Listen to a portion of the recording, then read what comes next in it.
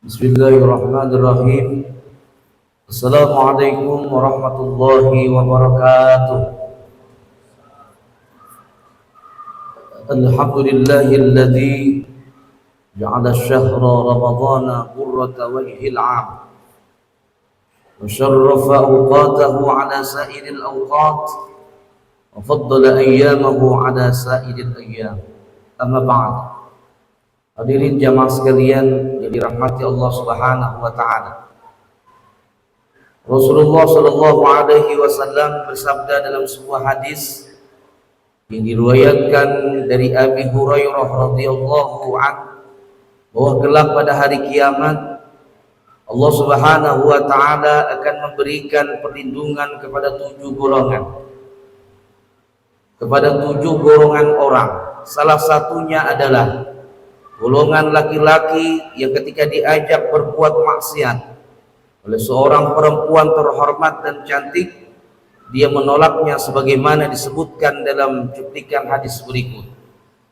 Rajulun talabathum ra'atu dzatu mansibin wa jamalin faqala inni akhafullah. Seorang laki-laki yang diajak melakukan perbuatan keji oleh wanita yang cantik dan terpandang lalu menolaknya dengan mengatakan inni akhafullah, aku takut kepada Allah. Ma'asyiral muslimin rahimakumullah. Apabila ada seorang laki-laki seperti digambarkan dalam hadis tersebut, pastilah ia adalah seorang laki-laki yang luar biasa. Disebut luar biasa sebab pasti ia memiliki kelebihan-kelebihan tertentu.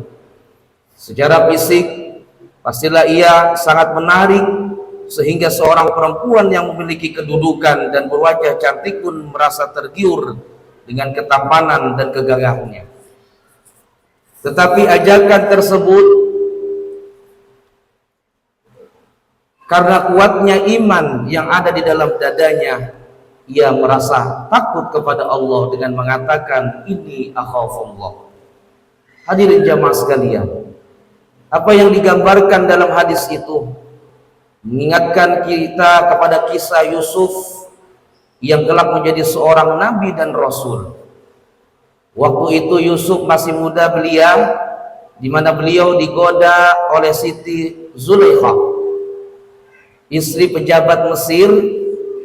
Siti Zulaikha tidak saja terhormat dan berharta tetapi juga sangat cantik. Ia sanggup memberikan apa saja kepada Nabi Yusuf dengan segala kelebihan, kewenangan dan fasilitas yang dimilikinya. Namun demikian, meskipun posisi Yusuf cukup lemah, beliau sanggup dan mampu menolak godaan-godaan dari sang majikan itu, sehingga akhirnya selamat dari jebakan kemaksiatan karena senantiasa ingat kepada Allah Subhanahu wa taala. Hadirin jamaah sekalian yang dirahmati Allah. Kisah penolakan Nabi Yusuf atas ajakan Zulaikha untuk berbuat keji dapat dijadikan pelajaran berharga dalam kehidupan kita sehari-hari. Kepribadian Nabi Yusuf yang sangat santun dengan wajah yang sangat tampan inilah yang membuat hati Zulaikha secara diam-diam jatuh hati padanya. Ketika ada kesempatan untuk menggoda Nabi Yusuf, yakni ketika sang suami tak ada di rumah, Zulaikha benar-benar tidak mampu mengendalikan hawa nafsunya, lalu secara terbuka menggoda Nabi Yusuf. Beruntunglah dan selamatlah mereka berdua karena Nabi Yusuf menolak ajakan Siti Zulaikha melakukan perbuatan keji.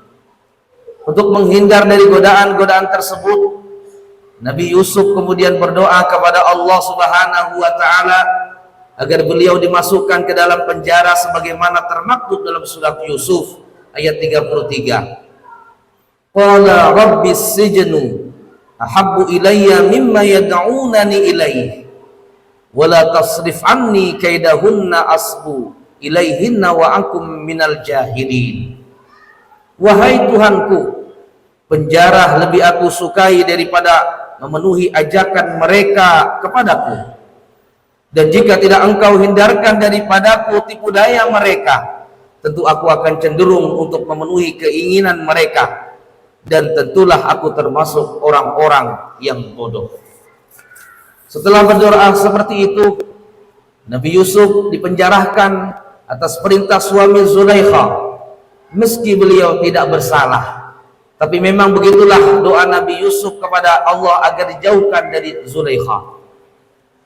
Bagi Nabi Yusuf, menghindari perbuatan keji itu lebih penting daripada sekedar mempertahankan nama baik beliau.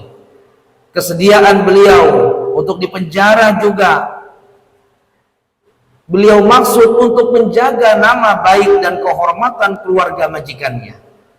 Beliau meyakini bagaimanapun Allah lebih tahu tentang hal yang sebenarnya terjadi. Hadirin jamaah sekalian dirahmati Allah, banyak hal yang bisa kita ambil pelajaran dari kisah Yusuf dan Zulaikha ini. Yang pertama, sesungguhnya syaitan akan selalu menggoda kepada laki-laki maupun perempuan untuk melakukan perbuatan keji. Maka sepatutnya kita berhati-hati, karena syaitan selalu menggoda manusia setiap saat. Yang kedua, pihak yang mengawali dalam menggoda lawan jenis untuk melakukan perbuatan keji tidak selalu laki-laki. Bisa saja yang memulai menggoda adalah pihak perempuan sebagaimana Zulaikha. Hadirin jamaah sekalian, yang ketiga terkait dengan hadis tersebut bahwa Allah Subhanahu wa taala akan memberikan perlindungan di hari kiamat kepada siapa saja yang menolak melakukan perbuatan keji. Maka siapapun, baik perempuan maupun laki-laki, yang menolak melakukan perbuatan keji sebagaimana Nabi Yusuf dengan alasan takut kepada Allah, ini akhafullah, akan mendapat perlindungan dari Allah Subhanahu wa taala. Mereka dijamin keselamatan dan kenyamanannya oleh Allah. Hadirin jamaah sekalian, buah dari keimanan dan kesabaran Nabi Yusuf, Allah memberikan dunia kepadanya dan akhirnya menjadikan Zulaikha sebagai istri yang halal. Hadirin sekalian yang dirahmati Allah, semoga kita dapat mengambil pelajaran dari kisah tersebut, dan Ramadan ini membentuk kita akan lebih sabar dalam menjalankan ketaatan kepada Allah, sabar dalam menahan diri untuk tidak melakukan kemaksiatan dan perbuatan keji, serta sabar dalam menerima musibah. Mudah-mudahan bermanfaat. Demikianlah yang dapat saya sampaikan. Billahi taufiq wal hidayah. Wassalamualaikum warahmatullahi wabarakatuh.